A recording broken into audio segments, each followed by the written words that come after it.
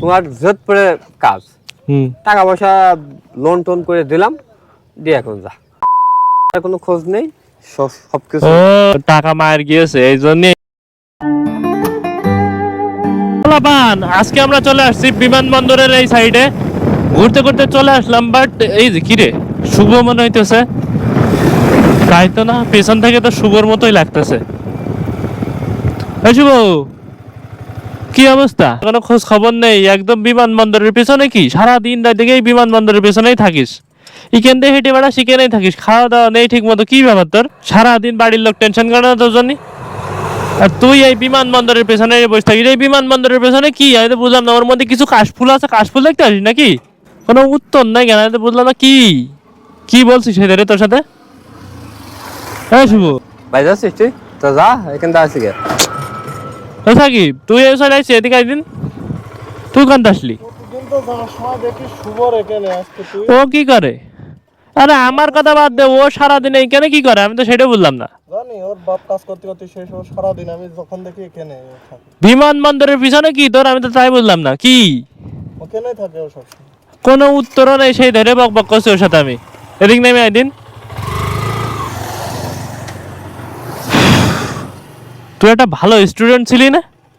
তুই যদি এরকম পাগলের বেশে ঘুরে বেড়াস মানে তুই যদি এই ও একটা ভালো স্টুডেন্ট ছিল না কি সমস্যা কি সমস্যা কিছু না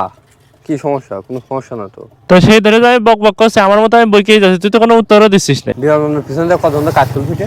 ধর কাশফুল তো কাশফুলি যদি তো বছরে সেই 12 মাসই বসে থাকে এখানে 12 মাস কি কাশফুল ফোটে বিমানবন্দর আর একটু পর মনে বিমান ল্যান্ড করবে তাই না তুই জানিস কি হ্যাঁ ইউটিউবারে বিমান ল্যান্ড করবে সময় হয়ে গেছে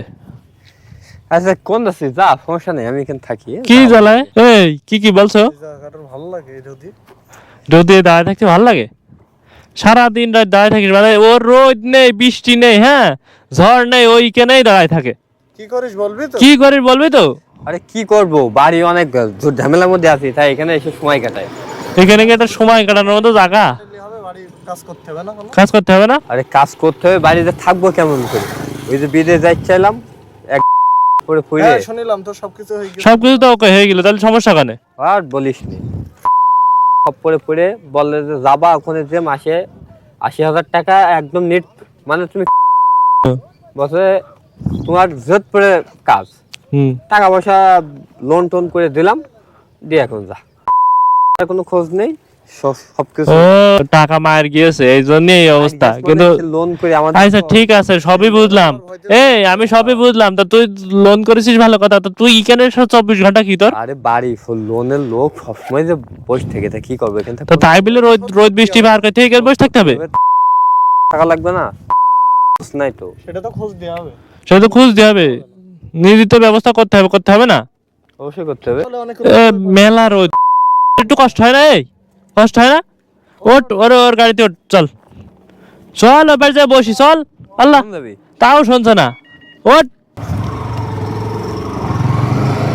ওরে বিমানবন্দরের ওইখান থেকে বের করে আনলাম আনার পরে এখন যে বিষয়টা সেটা হলো বিদেশ যাওয়ার আগে সবাই সাবধান কারণ ওই যে পড়ে ওর টাকাগুলো মায়ের গেছে টাকাগুলো মায়ের যে এখন বাড়িতেও থাকতে পারতেছে না তোমরা যারা বিদেশ যাওয়ার চিন্তা ভাবনা করতেছো তারা বিদেশ যাওয়ার আগে 100 বার ভেবে চিন্তে তারপরে বিদেশ যাওয়ার চিন্তা ভাবনা করবা বিদেশ যাওয়ার আগে সবসময় সাবধান থাকবা তো যাই হোক আজকে ভিডিওটা এই পর্যন্তই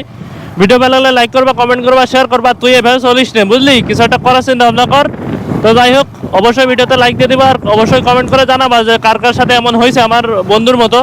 তো অবশ্যই চ্যানেলটা সাবস্ক্রাইব করবা বেল আইকন প্রেস করবা তো সবাই ভালো থাকো আল্লাহ হাফেজ।